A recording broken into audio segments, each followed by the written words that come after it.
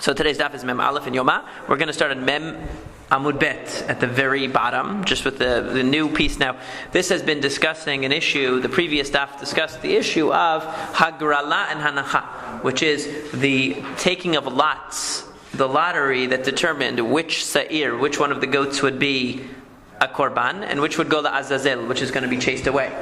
And the discussion was, what happens if Hagrala does not take place? In other words, they don't do the lottery. Is it ma'akev or not? If instead of assigning which sa'ir would be la Azazel and which would be la Shem through a lottery, they just randomly assigned it. The Kohen said, I'm going to make this one la Shem and this one la Azazel. Does it work or not? Is it me'akev or not? So the Gemara is going to conclude here with a proof. It's 1, 2, 3, 4, 5, 6 lines from the bottom. Tashema va'asau chatat hagoral oseu chatat. The pasuk says that he should bring the two seirim, and he brings the lottery va'asau chatat, and he makes it a chatat. What does it mean he makes it? It means he is referring to the lottery. The lottery makes it a chatat. Ve'en Hashem oseu chatat. What does it say chatat in here? Ve'asau chatat. That's what it says. It says chatat in here. The kitzur. Where do you see that? Oh, that's just a shortening. Yeah. So ve'en Hashem oseu chatat. So in other words, if he declares, if the Kohen Gadol declares a particular goat to be the one that's going to be the chatat, that doesn't work. En Hashem oseu chatat. Even though, remember, when the Kohen lifts up his hand, he says Lashem chatat. In other words, he does say a designation, but it's not but if you did the designation without the lottery, it wouldn't work. It has to be done by the lottery. And the Baraita here says shiachol, because you might have thought as follows: Valodinu, it's logical. In a situation where lottery doesn't work, like in a normal situation of consecrating a korban, you can't do it by lottery. You have to do it by designation and saying it. And yet their designation works. So you might think that here, in a case where a lottery can determine the status of the korban, can consecrate the korban, certainly explicit designation should work, right? If in a case where explicit designation works, lottery doesn't work. In a case where lottery, which is less than explicit designation, works, shouldn't an explicit designation work? So Talmud Amar ve'asau chatat, hagoral oseh chatat, ve'en Hashem oseh chatat. That's why the pasuk says ve'asau chatat, that the goral, the lottery that is picked by the Kohen Gadol, makes it the chatat. His designation does not make it the chatat. Okay, that's what the Gemara says now. We go over to Mem Aleph, Stam Sifra Mani, and since this is quoted from Torat Kohanim, this is a writer from Torat Kohanim from the Sifra. Who is the author of the Sifra? Rabbi Yehuda. Ve'katanei goral oseh chatat, ve'en Hashem oseh chatat. So what that shows, and this Baraita from Torat Kohanim says that it's the lottery that makes it the chatat, not the declaration of the Kohen. So therefore, alma hagrala me'akva. This shows that hagrala, Sifra is Midrash Halacha, also called Torat Kohanim, which is, the Sifra is one of the Midrashei Halacha. That the Kohanim used to use? No, it's from the Talmud, from the times of the Talmud. There are certain books, like, there are different books, like there's Mechilta, there's collections of bright, there's Tosefta, there's Mechilta, and there's Sifra, there's Sifri, on B'midbar and Dvarim there's Sifri, on Vayikra there's something called Sifra. That's just what it was called. So that's what they were. It's a compilation of materials of Tanaim. So it's like Baraitot. It's like Baraitot because it's written almost in the style of Mishnayot, but a little bit more detailed and more connected to explaining the Pesukim, like on the individual Pesukim. It's a friend that existed? It exists now. Sifra? I have it in my office. Sifra. No, but it existed then. Sifra exists. The Baraitot or the Baraitot it's something? The Sifra, when we say Baraita, we're talking about a general category of anything that's not in the Mishnah. Okay? So Sifra is a specific thing. They were all brought together. They're not all in one book. So Baraita could be the Tosefta. When we say a Baraita, it means anything outside of the Mishnah. So the Sifra. On Baraitot or Baraitot they are all together and. Well, Tosefta is on each Masechet. Each Masechet has its own Tosefta. Then you have something like Mechilta, which is on the book of Shemot. It's like a midrash of halacha on the book of Shemot. So each pasuk it takes, and the book and the Mechilta explains it. Sifra. Each book of the Sefer Torah is no, only on Shemot. Sifra, the Tanaim. I don't know who edited it, I don't remember, but it's from the Tanaim. So the Sifra is written on the book of Vayikra. It's also called Torat Kohanim. Sometimes you hear them call it Torat Kohanim. It's brought in the Toras Kohanim. It's brought in Torat Kohanim. It means the Sifra. But it wasn't written before Rabbi Yehuda Nasi, or was it written before? It was written. after. It was contemporaneous with the Mishnah. With the Mishnah, and that was because of Right. before then they weren't right. Right, but they were just notes. They were not. They were. It's like midrash, but it's mostly on halachic subject. So that's the Sifra.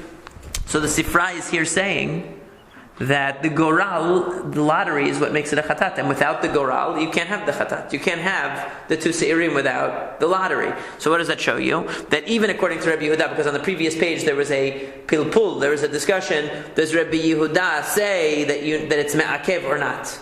Does Rabbi Yehuda hold that the lottery is necessary, or if you didn't do the lottery, you just designated the two seirim, that would be okay? So you see from this that he holds it's necessary. Tiyuvta demand amar hagrala la me'akva. Tiyuvta. This is a clear refutation of the one that said that the lottery is not indispensable. In fact, it is indispensable. There's no other way, according to Rabbi Yehuda, that one can designate the chatat and the seir la'azazel. It must be done by the by the lottery. Amar Rav Chisda says, "Ena kinin mitparashot ela o b'lekichat ba'alim o b'asiyat kohen." So this is at first unrelated, but it will tie in with our other subject. That if you have kinim, let's say a poor woman brings a yoledet.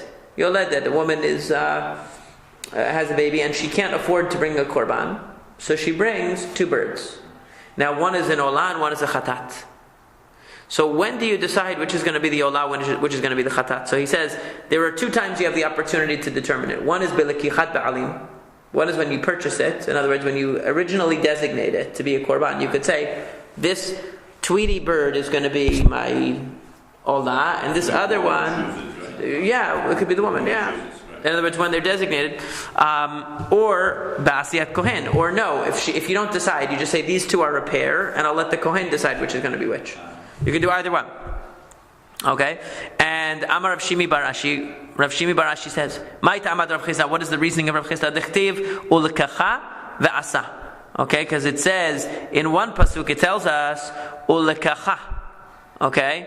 That she should take, I'm sorry, not ulekacha, vilakacha, because it's talking about the woman. Vilakacha shetei torim o shnei b'nei yonah. Echad le'olah ve'echad le'chatat. Right? It says that she should take the two birds, one for an olah, one for a chatat, meaning when she takes it, when she designates it, v'lakecha means when she designates it, that's when it could be determined. Or ve'asa hakohen et ha'echad chatat ve'et ha'echad olah. In another pasuk it mentions the kohen doing it, and it says the kohen should make one a chatat and one an olah. So these two times it mentions the separation of one to be a chatat and one to be an olah. So these are the two opportunities that we have to designate them, but in between you can't. Which means either when you originally designate them or when the kohen makes it. But let's say you bought them and you just said these two are going to be korbanot. You didn't decide what they're going to be. And then in the middle you say, you know what, I think this will be an olah. It's too late, you can't do it now. Now the kohen gets to decide. You had to do it in the beginning. Made the version objection. It says that it makes a chatat, meaning hagoral ose chatat ve'en Hashem ose chatat, which means that the lottery is what makes the seir a chatat, right, for Yom Kippur. That's what makes it a sin offering, not the declaration of the kohen. But wait a second, and as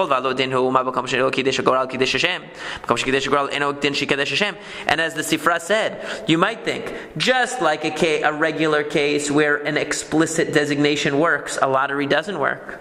So where a lottery does work, an explicit designation should definitely work. Talmud Lomar,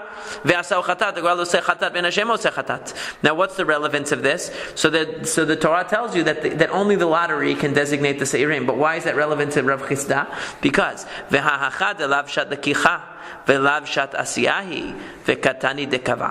but wait a second, here, what are you saying? You're saying that it should be that if the Kohen would explicitly say, this is going to be the Seir Lashem, and this is going to be Seir Lazazel, it should work. Instead, the lottery works, right? So the Gemara is saying, wait a second. This is not the time of Lekicha, and it's not the time of offering. Because these two Seirim were already designated to be holy. It's just a question of what their destination is, right? And you're not yet doing the offering. So right now, really, it shouldn't work at all. Even an explicit designation should not work. Because since it's not the time you're consecrating them, and it's not the time you're offering them, so why does it say, it should work, that just explicitly designating should work? It shouldn't work that way. Because in an analogous case, it wouldn't work. Because you're telling me that if you already consecrated the birds and now you want to decide this one is an olah, this one is a chatat, it doesn't work. So if you already consecrated the two goats and you say this one is for Hashem, this one is Azazel, it shouldn't work. Only the lottery works, but that's a chidush. But the normal way should not work, according to Rav Chisda. So therefore, what does the Gemara say? Gemara says, Amar Rav Rabba says, Hachi Kamar, this is what it means. Ma b'makom shelo kidesh hagoral, va'afilo b'shat lekicha, va'afilo b'shat asiyah, kidesh Hashem, b'shat lekicha u'b'shat asiyah. Okay, makom shekidesh hagoral shelo b'shat lekicha u'shelo b'shat asiyah, eno din shekadesh Hashem b'shat lekicha u'b'shat asiyah. So what he says is like this, that we can amend, so to speak, the sifra, or understand the sifra slightly differently to fit with Rav Chisda's halacha. What should it really say? That in a place where lottery wouldn't work, even at the time you're purchasing the animals, lottery wouldn't work. And even at the time you're offering your two korbanot, the lottery wouldn't normally work. In other words, let's take the bird case. You go to the bird store and you say, I want to buy these two, I want to designate these two birds as a korban, and I'm going to take a lottery, which one is going to be a chatat, which one is going to be an olah. That doesn't work. Even though it's at the time of consecration, it doesn't work. And if you go to the Beit HaMikdash and the Kohen says, I'm going to take a lottery and decide which one is going to be the olah, which one is going to be the chatat, it also won't work. In other words, even at the time where designating them more specifically should work, lottery doesn't work. Right? So therefore, makom shekidesh hagoral shelo b'shat lekicha v'shelo b'shat asiyah. So in our case, where you see that the Torah is mechadeshet here, the Torah creates a chidush, that even though these goats are already designated with a general consecration, and you want to more specifically consecrate them, the Torah is saying a lottery is going to work. A lottery wouldn't even work normally. And yet, in this case, it's working. Then certainly, a verbal declaration should work at the times that it would normally work. In other words, what it means is like this.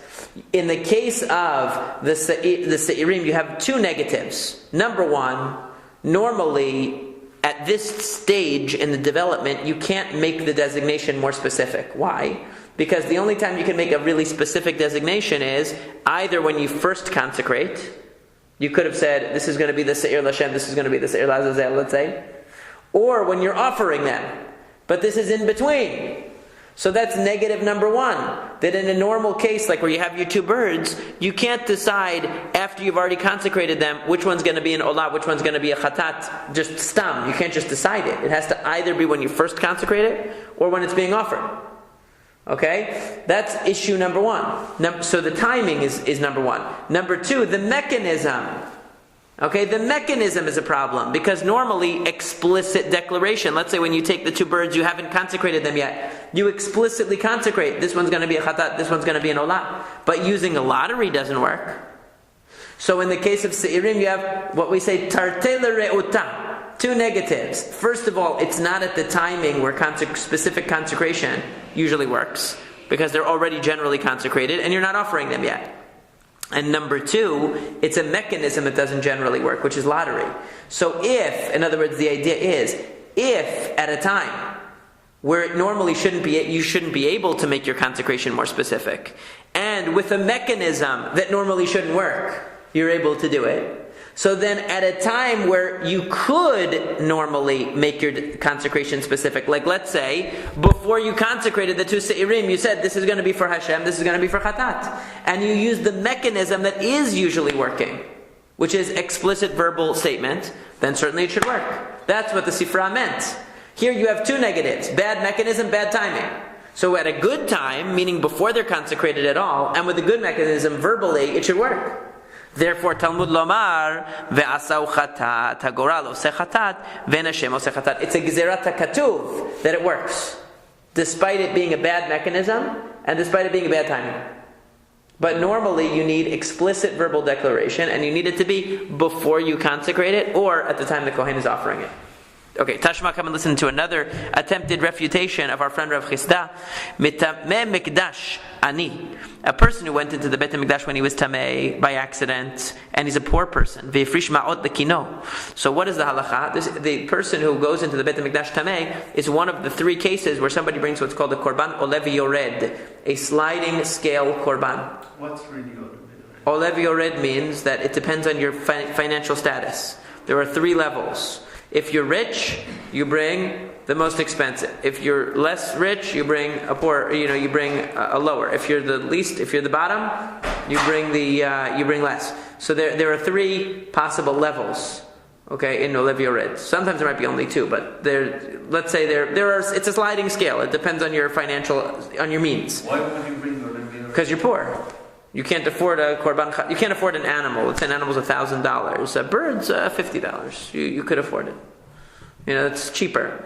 So this person was poor and he went in the Beit HaMikdash by accident. That's one of the reasons why you bring a korban olev yored if you went in by accident. So now you separated money and you said this money is going to be for buying the bird offerings. I can only afford bird offerings.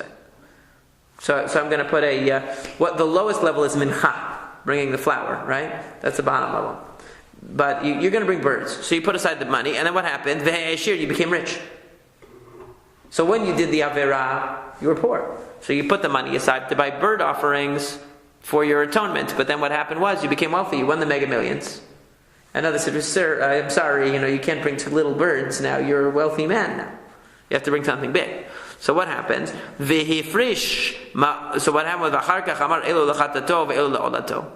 and then he said, after he became rich, he didn't realize that he wasn't going to be able to use this money and buy these birds. So he said, you know what? This $25 is going to be for my chatat. This $25 is for the olah, for the burnt offering, for the sin offering, for the burnt offering.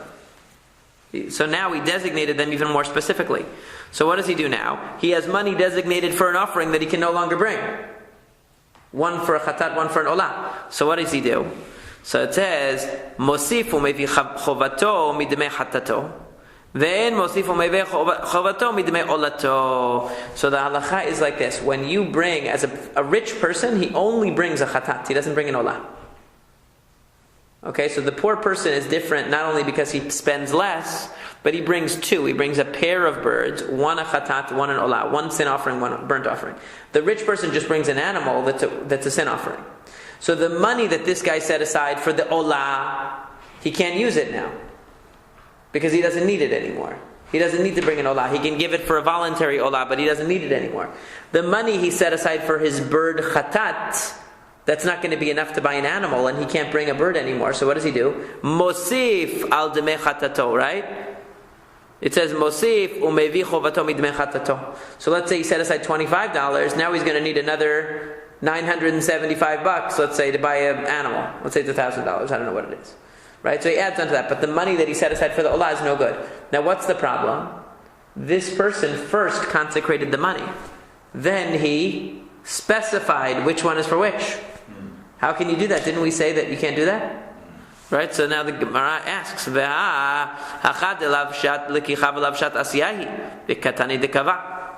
here, it's not the time of initial consecration, and it's not the time that you're actually going to offer it. In other words, you're not at the store buying the bird and saying, this is my chatat, this is my olah.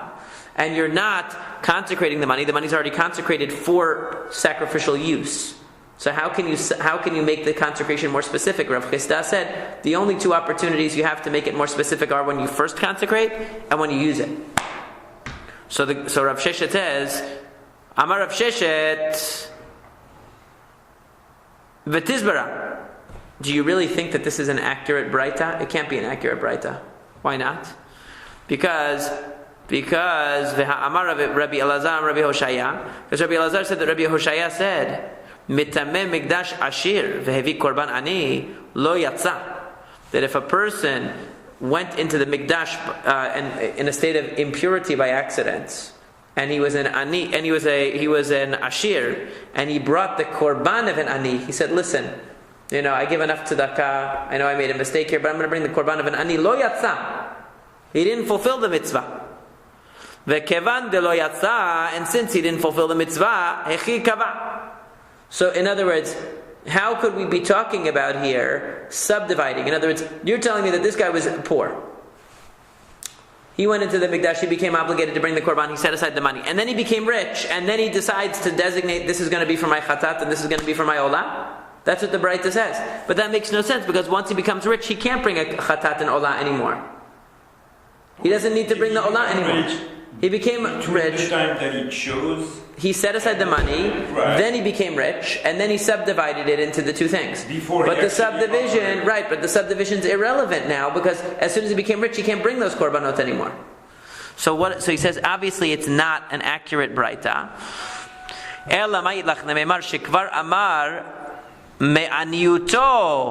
It means that he designated this from the beginning. Me'aniyuto. When he first set aside the money, he said, this is going to be my olah, this is going to be my chatat, and then he became rich.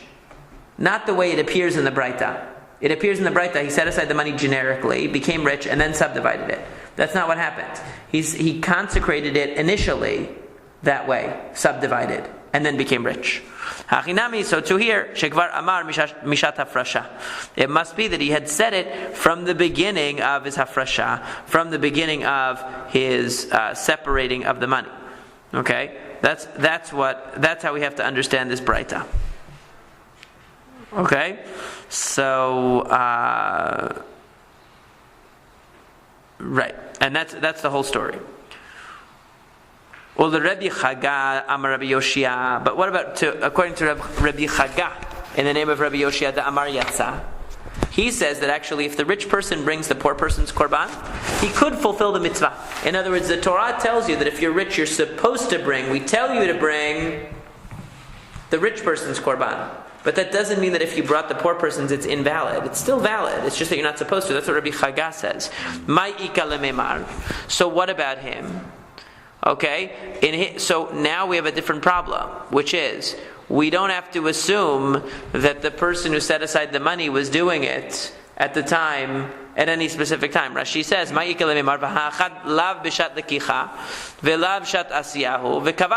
because we're not now forced to say that the designation was done before he became rich. We'll say that he got the money generically designated, he became rich, and then he could still subdivide it because it's still valid. He could still theoretically bring those two birds. He just isn't supposed to, but he could. And if that's the case, he could subdivide into Olah and Chatat. And if he could subdivide into Olah and Chatat, how could he do it? Since it's not the time of consecration and it's not the time of Asiyah. Because we're going to read the Braita literally according to Rabbi Chaga. Okay? Lo tema ve'achar kach amar, ela ema ve'achar kach lakach.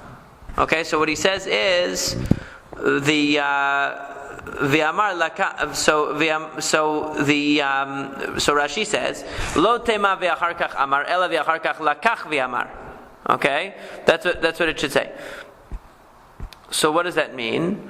So Rashi says, Zo lechatat v'zo le'olah, da'avdei tana'e, de'mechasre teva achat al yedei shekha, u'mechalaf lehu, ben v'achar kach lakach, le'v'achar kach amar. In other words, what it means to say is that if you read the Braita, it looks like what happened in the Braita was that the person designated the money, right? And when designating the money, and then he became rich, and then he subdivided the money. But so the question is, how can he subdivide the money? He's neither consecrating the money nor doing anything for the birds. So it means it's at the time that he purchased the birds. Okay, it's at the time. So really, it should say lakach v'amar, not just v'amar. So what happened was like this: he generally designated the money. Then he became rich, but then he went to the store and just thought he was still going to bring the birds. So he said, okay, here's $25, I'd like my chatat. Here's $25, I'd like my olah. So now it works. Now it will work. So then the question is, if that's the case, lakach mosif umevi chovato ma'inihu.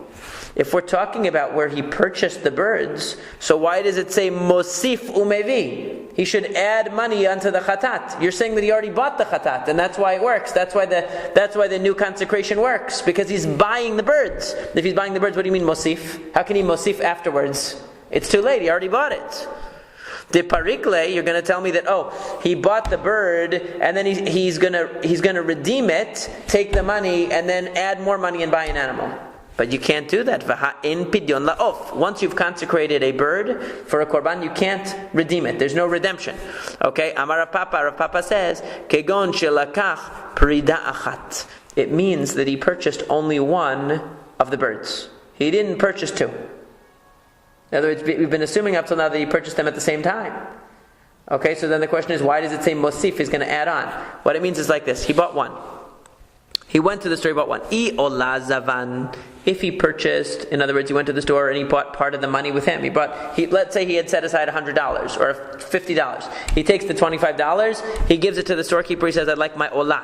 Mosif umevi chovato midmei chatato. So he's still obligated in what? His korban chatat. Because even as a wealthy person, he has to bring a korban chatat, right? So what does he do? He has to add money onto the $25 remaining dollars. He has to add another $975 and go buy an animal for his korban chatat. And the ola that he bought will just be nidava. It will be a voluntary ola, no problem. However, v'hai ola azla nidava, so that ola will go to the nidava. Okay, but I chatat zavan. What if he goes to the store and gives $25 and says, I'd like my chatat? Just the bird for the chatat. I'm not going to buy the bird for the olah right now, just the bird for the chatat. So what happens? En mosif umevi chovato midmei olato. So what happens is, what does he have left over? $25 that what? Would have been for the olah. Because when he took $25, he split the money in half and he took $25 and he bought the bird that's going to be for the chatat, that automatically means that the money left over is for his olah. He can't use that $25, add $975 to it and buy another chatat. He can't do that because that $25 was automatically, de facto, made for korban olah, because what he purchased was a chatat, which means the remainder of the money is going to the olah. So since it's at the time that he's actually using the money to buy the bird, that's why he's able to set up the consecration like that. Because he's actually doing something with the money. Okay?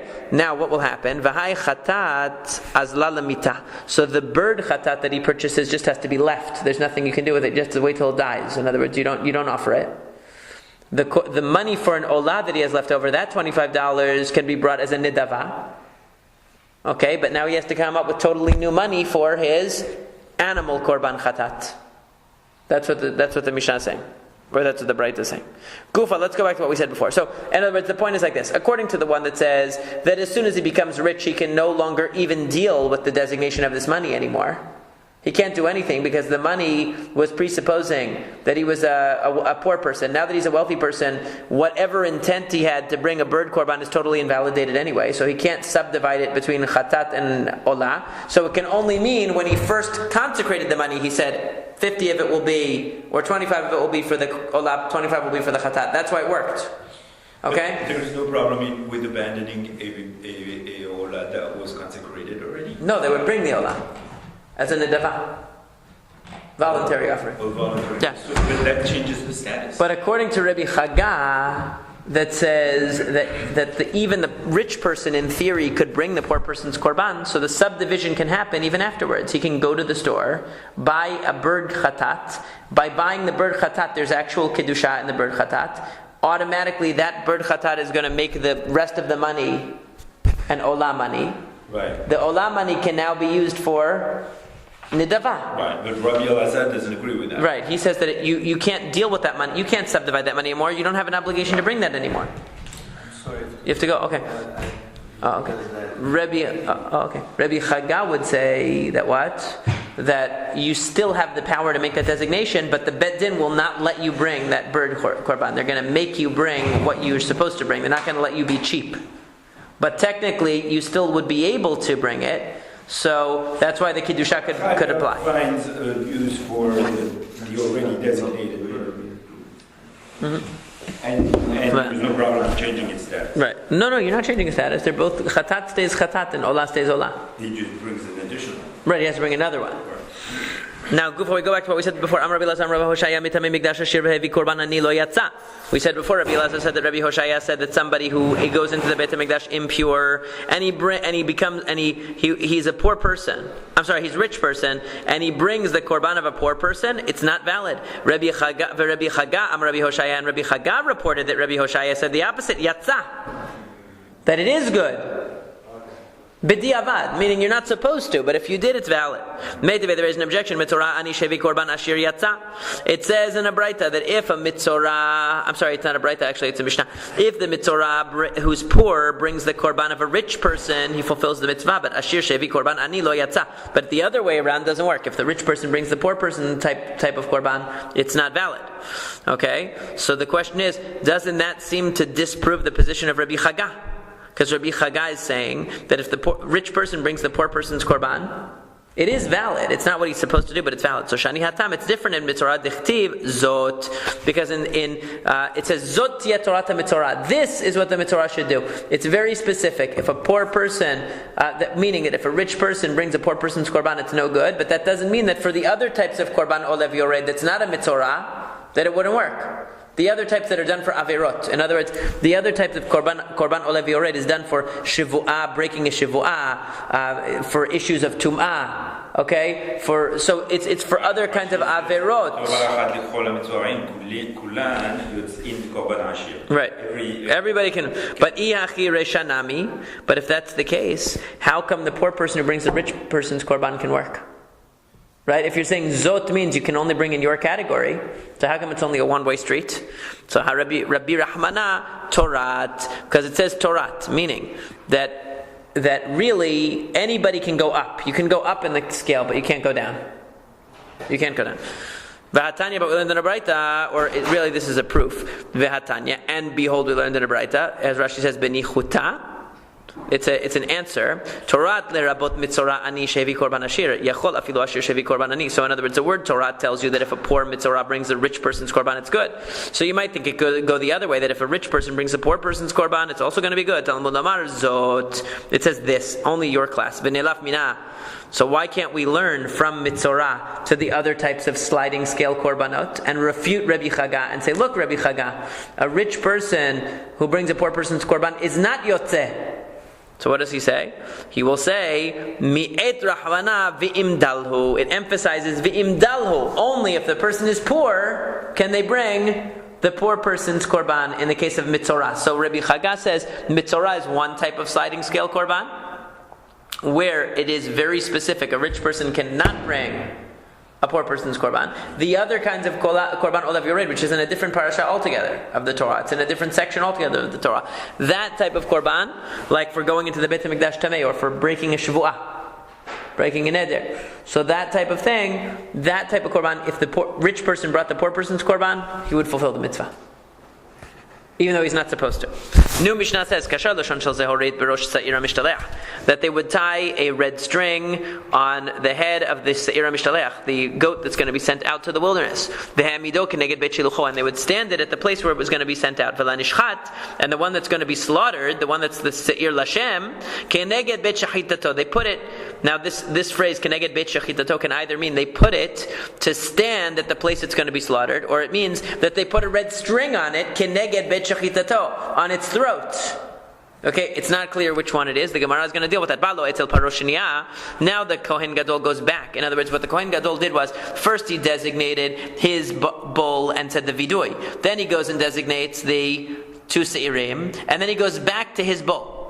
And then he says another vidui, and he puts his two hands on it, and he again confesses, and this is what he would say, please God, Ana Hashem, it should be Aviti Pashati Chatati according to the Mishnayot, according to Masorat Hashas.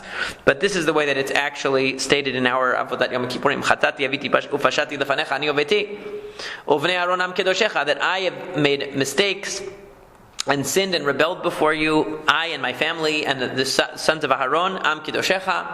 Anna Hashem, please Hashem, kaperna la'avonot v'la'psha'im v'la'hata'im. Please forgive all of the sins, she'aviti v'shepashati v'shechatati lefanecha, that I've sinned and rebelled and made mistakes before you. Ani uveti. I and my family, Ubanei Aharon Am Kedoshecha, and the sons of Aharon, your holy nation. Kakatuv B'Torah Moshe Avdecha, as it says in the Torah of Moshe, your servant, Ki Vayom Azeh Chaper Lechem L'Taher Etchem, because on this day Hashem will atone for you to purify you Mikol Chatotechem from all of your sins. Lefnei Hashem Titaru, before Hashem you shall be purified. V'Heino Nina Harav Baruch Shem Kevod Malchuto Le'olam Va'ed, and of course we know they fell on their faces and bowed down and said, Baruch Shem Kevod Malchuto Le'olam Va'ed. Blessed is the name of the glory of His kingdom forever and ever. Now you'll notice why in the Mishnayot they correct the Mishnah, because the rest of the times in the Mishnah it says Aviti Pashati Chatati, so that would be the reason why it should say Aviti Pashati Chatati, because in the other case it says Avonot Peshaim Chataim in the Mishnah, right? Where that's the opinion of Rabbi Meir, I believe, from before earlier in the Masechet, that you go Aviti Pashati Chatati. The Chachamim say no, you do Chatati Aviti Pashati. They had a reverse argument of what is the order. Okay, so this Mishnah is going in the Avonot Peshaim Chataim order. Now the Gemara says, Ibailu, they asked the following question: Velanishchat akshira ka'e, o ha'adama ka'e, ha'amada ka'e. So is this when it says you should place it? Okay, the korban chatat, the sa'ir lachatat, the sa'ir that's going to be made as the goat that's going to be made as a sin offering, that you should put it keneged bet shechitato. What does it mean? What is it talking about? Is it talking about tying a red string? Like you tie a red string, because there are two things that it says about the sa'ir lazazel. Tie a red string on its head, and face it, put it in the place where it's going to be sent out. And then it says, the nishchat, the one that's going to be a korban for Hashem, that one you should put it keneged bet shechitato, by bet shechitato. Which one of the two things is it saying? Is it talking about red string still, or is it talking about position? It's saying put the animal where it's going to be slaughtered, or put the string where it's going to be slaughtered, meaning on its neck. Which one does it mean? So the Gemara says, Tashma, come and listen.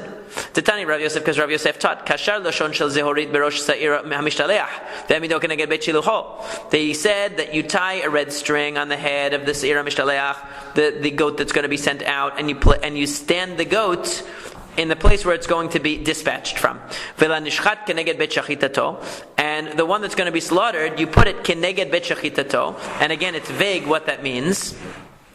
Put it facing the place of its slaughter. Does that mean the place where the location where it's going to be slaughtered, or does that mean put a string around its neck? Shelo yitarev ze bazeh, so they won't get mixed up with each other. V'lo yitarev b'achirim, and they won't be mixed up with others. They won't be mixed up with one another or with others. So, now if it's talking about tying a red string around the neck of the animal, shapir, it makes sense that this would prevent us from mistaking this animal for another animal. But if you're going to tell me that it's talking about ha'amada, it's talking about where you're going to stand the animal, we could see why it won't get mixed up with the other goat, because it will be in two different places. This is a different red string that would whiten. That's the, yeah. That is the string. This is the same one. Yeah. Dehai katirbe, v'hai la katirbe. Okay, ba'achrini mihat mi'arav elalav shemamina akshirake. So what he answers is like this: that if it's just talking about location, okay, if it's just talking about location, then we can't. If it's talking about tying a string, then we see why it wouldn't get mixed up. Because this goat that's now standing in the Beit HaMikdash, they both have strings tied around them, one around its head, one around its neck. So we won't mix them up with others. If that's what it means, put it, neged bet shechitato is talking about not the location of the animal, but the location of the string on the neck of the animal. Okay, then it makes sense. It's wearing something different. Nobody's going to mix it up with anything else. But if it's talking about the position of the animal, okay, then it could very well be that that it will get mixed up. That's also because bet shechita, sometimes it means the place. Bet could mean yeah. Could be. So what it means is that since neither of them are distinguishable from one another, right? We won't mix up one with the other, meaning we won't mix up the Seir HaMishtaleach with the other sa'ir that's going to be the korban. Why not? Because one has a string and one doesn't. But we might mix up the one that doesn't with others that don't in the Beit HaMikdash, other goats. So in other words, the fact that he says the reason for this is to prevent mixing up the two sa'irim with one another or with other sa'irim, it must mean a red string. Because we understand why if the one has a red string on its head, one has a red string on its throat, that accomplishes two things. They're distinguished from one another, and they're distinguished from all other seirim, all other goats. But if one has a string on its a red string on its head, and the other one doesn't have any string, so they won't be mixed up with one another. But the seir chatat, the one that's going to be a korban that doesn't have a red string at all, could be mixed up with other seirim. So is that the point? They're trying to figure it out. So they're trying to figure out, does it have a string or not? But at that point, is one designated for Azazel already, and one designated... This is after the designation. Is after the designation. So the question is, does the one that's the seir lashem have any string at all? That's the question. And the Gemara is saying, yes, it must. But then for sure it wouldn't be makom shechitato, because it's not going to be slaughtered. No, because we're talking about the one that's a korban. Okay. But in other words, the question is the one that's a korban have a red string? When it said put it on the place of shechita, does that mean put the animal in the place where it's going to be slaughtered? Or does that mean put the red string of the animal that's going to be slaughtered on its neck instead of on its head? Okay. Okay? Right, yeah. So it's saying that it must mean put a string. In other words, does the one that's going to be nishchat, the one that's going to be slaughtered, have a string or not? Is right, that's what it is talking about. So the chatat one, not the azazel. Right. Not the azazel. There are two. One is going out. Right. That one definitely has a string on its head. Definitely. There's no question on that. Right. It's just the only one is what about the other one that's going to be slaughtered? Right. That's why it calls it la nishchat, the one that's going to be actually slaughtered. Okay. Not the one that's going to be pushed. Right. The one that's going to be slaughtered. So does that one get a string around its neck, or does that one get nothing? If you say it gets nothing, fine, we know it won't be mixed up with its friend. Right? With the one that's going to be pushed off the cliff, because one has a string, one doesn't, but it will be mixed up with other seirim. It could be. But if you say they both have a string, one is on the head and one is on the throat, they'll be distinguished from one another, and they'll be distinguished from any other seir. So that's what the Gemara concludes. Shema mina. Therefore, we see that you tie a string around both of them. Amar Rabbi Yitzchak says, "Shetei lishonot shamati." I've heard about two red lishonot, tongues of fabric. Shamati achat shel para ve'achat shel seir hamishtalech. One of them is the para aduma. We know that you put a sheni tola'at, right, the red string or the red fabric in with the para aduma when you burn it up, and one is the seir hamishtalech that has the red string on its head. Achat tzricha shi'ur v'achat einat tzricha shi'ur. One of them requires a measurement, a quantitative measurement, and one does not. V'lo yadana hay minayu, and I'm not sure which one. Which one requires some kind of dimensions and which doesn't? Amar Rav Yosef says nechzeanan. Let's think. Shel seir hamishtalech debai chaluka ba'i shi'ur. Shel parad lo ba'i chaluka lo ba'i shi'ur. I would say, Rav Yosef says that, and you could see he's saying it from Svara because he says nechzeanan. Let's see. Which one makes more sense that it would require quantitative dimensions? Obviously, the seir hamishtalech, because what are you going to do? When the goat gets to the cliff, they cut the string in half. Half of it they tie to the rock, and half of it they tie to the horns, and then they push it over. So since you know you're going to have to subdivide it, half on the rock, half on the head of the seir when you get there, so it needs some quantity, because if there's only a tiny bit, how are you going to subdivide it? Whereas the para aduma, it doesn't give us a quantity. It just says put some in. Could be any amount. Gemara responds and says, Matkifla Rami Bar Chama objects. He says, the para nami ba'ekovet. What do you mean? Para aduma, it requires weight. Why does it require weight? Because if you have the fire, you're burning the para aduma into ashes. And you have to add the sheni tolat, the red fabric. If you drop a tiny wisp of fabric, it's going to burn up before it gets to the bottom of the flame. It's not actually going to be integrated with the ashes. You want it to reach the bottom and then get burned up, not get burned up in midair. So it requires a shi'ur too. So he answers him and says, Amar le Rava says, Koved Tanaihi. We're going to see soon that whether it needs to be heavy enough to reach the bottom of the flame before being consumed is actually a machloket Tanaim we're going to learn about. Udepara lo ba'i chaluka. And the Gemara asks, so Rava answers that koved is a question, it's a machloket, okay? Udepara lo ba'i chaluka, and the fact is that the para aduma one doesn't require splitting, and therefore it shouldn't require a measurement.